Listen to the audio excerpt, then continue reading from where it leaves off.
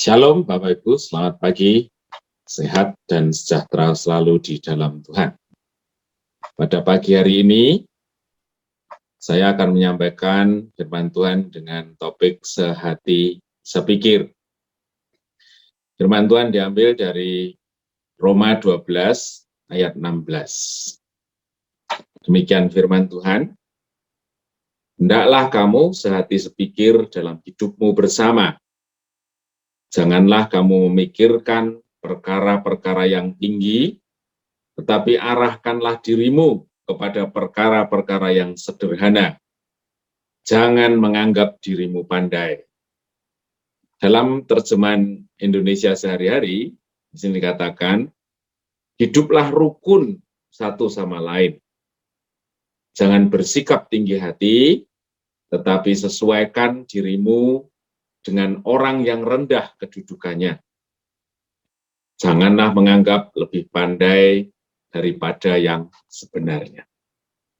Jadi firman Tuhan di sini di terjemahan standar, hendaklah kamu sehati sepikir dalam hidupmu bersama, itu diungkapkan dengan kalimat lain, hiduplah rukun satu sama lain. Jadi kalau sehati sepikir barangkali susah lihat secara langsung, tetapi kalau rukun dalam pengertian kita itu tentu lebih jelas, yaitu artinya apa? Artinya rukun itu adalah tidak berkonflik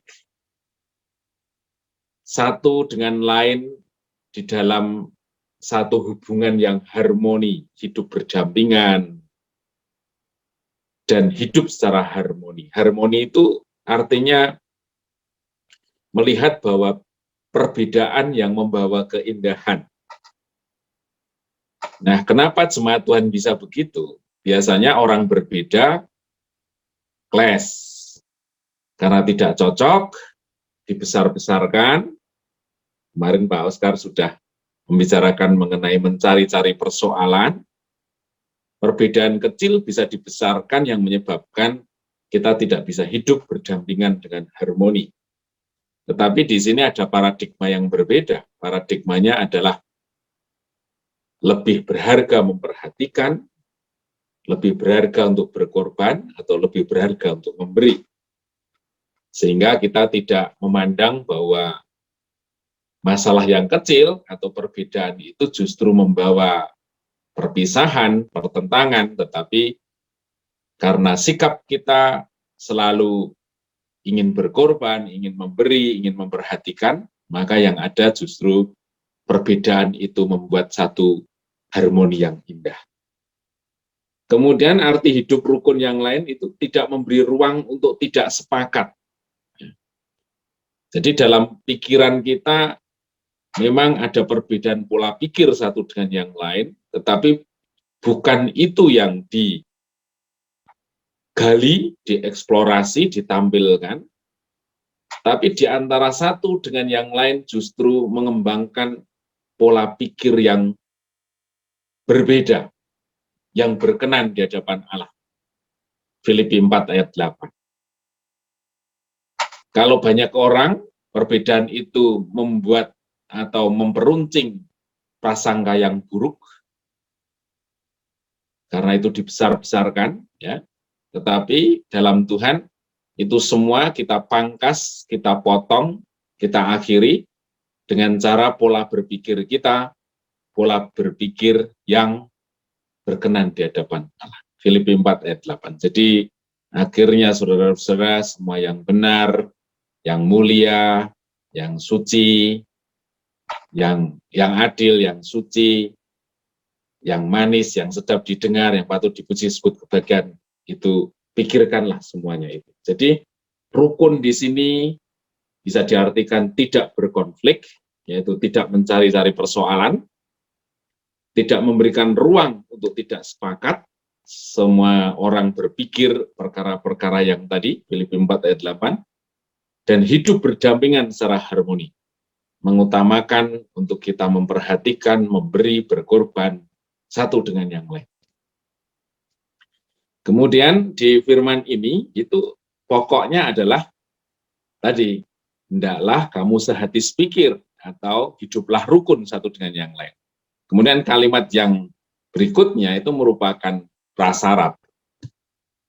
Nah, pertanyaan jadi begini, apa yang menyebabkan umat Tuhan tidak sehati sepikir atau tidak rukun? Jadi yang pertama adalah ketika semua orang berpikir yang tinggi-tinggi. Berpikir yang tinggi-tinggi, kalau sekarang berpikir secara halusinasi. Apa saja menilai diri terlalu tinggi.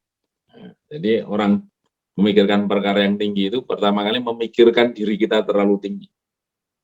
Saya seharusnya didengar. Saya seharusnya dihargai. Saya seharusnya dimintai pendapat. Kontribusi saya sudah sangat banyak. Itu semua merupakan contoh bahwa kita menilai diri kita terlalu tinggi. Jadi objeknya atau orientasinya selalu diri sendiri yang lebih baik dibanding yang lain, atau dirinya lebih berkontribusi dibanding yang lain, atau dirinya menjadi objek untuk diperhatikan, didengar nasihatnya. Itu adalah satu cara pandang yang tinggi, terlalu tinggi terhadap diri sendiri. Kemudian yang kedua, memikirkan yang tinggi adalah menilai segala sesuatu dengan ukuran-ukuran yang ideal. Ya.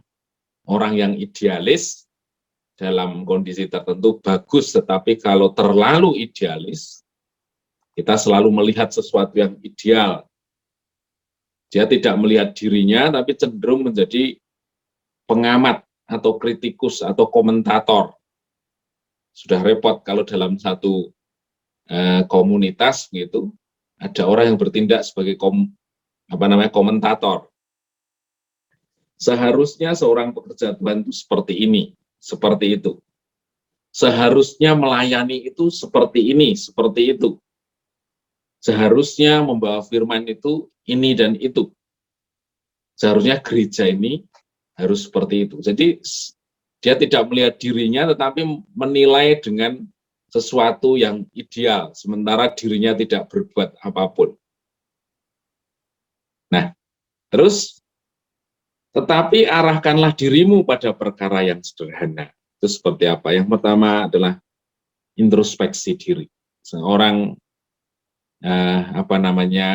yang mengikut Tuhan, kita harus belajar mengintrospeksi diri. Menyadari bahwa diri kita tanpa Tuhan sesungguhnya kita tidak bisa berbuat apa-apa. Semua yang kita kerjakan, semua kita itu sedang mengalami proses pemulihan atau penyempurnaan. Memang melihat saudara kita barangkali ada kelemahannya, atau bahkan banyak kelemahannya. Tapi satu kesadaran yang muncul adalah mereka sedang dijamah Tuhan untuk mengalami pemulihan dalam hidup. Saya pun demikian. Saya tidak sempurna, saya sedang belajar mengenal Tuhan. Yang ketiga, pengertian bahwa kita tidak bisa hidup sendiri. Sebenar apapun, sehebat apapun, sesempurna apapun, kita tetap membutuhkan saudara kita yang lain. Dan lain sebagainya. Kemudian yang keempat, misalnya menyadari bahwa segala sesuatu ini hanyalah sementara. Saudaraku, barangkali rumus yang keempat ini, itu yang membuat kita dalam kondisi apapun bisa akhirnya tenang, karena seringkali kita termagnetisasi atau tertarik, terperangkap pada ambisi, pada keinginan dunia ini, sehingga seringkali kita stres, depresi, tapi ketika kita bisa langsung menyimpulkan, oh iya ya, bahwa apapun yang saya hadapi, siapapun yang mereka punya, dan lain sebagainya, pada akhirnya kita harus meninggalkan semuanya. Itu rasanya tenang kembali untuk kita senantiasa bersama-sama dengan Tuhan. Nah, kesimpulannya adalah bahwa ambisi kita untuk hidup dengan tujuan kehendak sendiri itu membuat hidup ini menjadi rumit. Ini kenapa orang tidak berpikir sederhana adalah untuk diri sendiri, untuk tujuan kita sendiri. Kalau untuk tujuan Tuhan, tentu pikiran kita menjadi sangat sederhana karena kita mesti bergantung kepada Tuhan. Kemudian yang terakhir adalah jangan menganggap dirimu pandai, atau dalam bahasa Indonesia sehari-hari, jangan menganggap diri lebih pandai dari yang sebenarnya. Nah, ini menunjukkan satu fakta bahwa ternyata orang bodoh seringkali menganggap dirinya pandai. Ini aku ki sopo, memangnya aku bodoh. Biasanya orang yang seperti itu justru tidak bisa mengukur dirinya sendiri bahwa dia banyak tidak mampunya. Kemudian yang kedua, sebagian besar tidak bisa mengukur kemampuan dirinya sendiri.